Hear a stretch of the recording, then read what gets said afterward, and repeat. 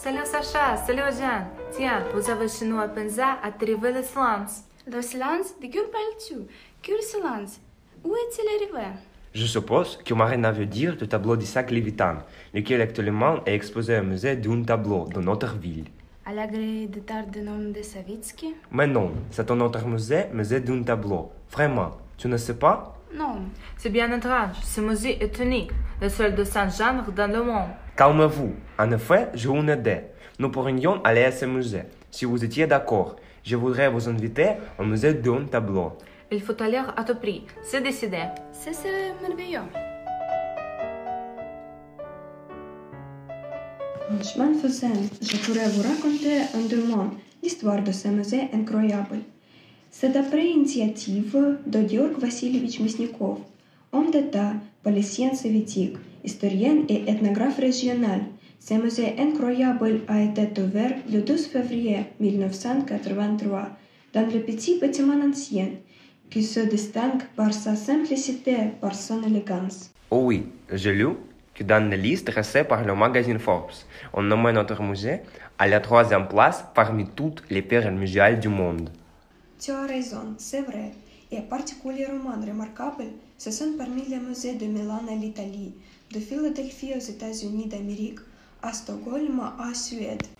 C'est grâce à la forme inhabituelle de présentation d'une toile picturale.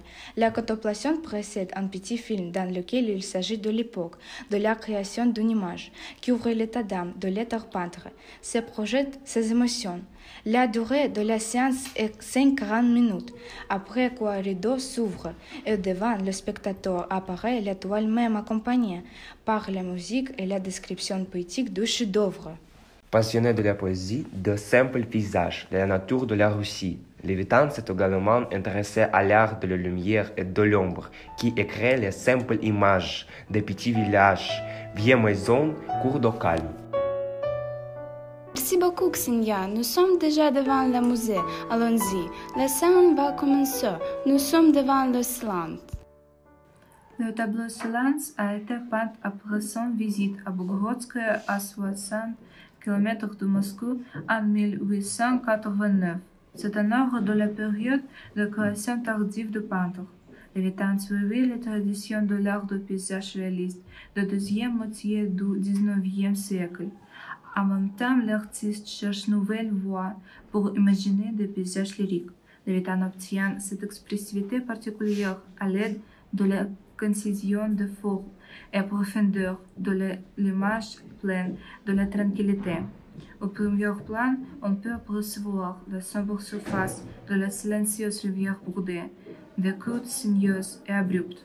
Au second plan, il y a le village, des fourchets granges, le réel plan, la forêt à l'horizon plan, le vaste champ.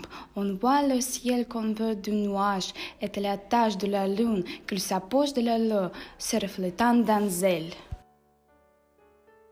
L'artiste a réussi à créer l'image de la nature russe. Ça nous donne la possibilité de contempler la beauté de ce paysage calme.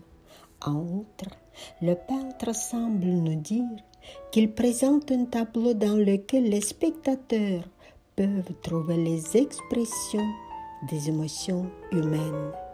Et c'est magnifique.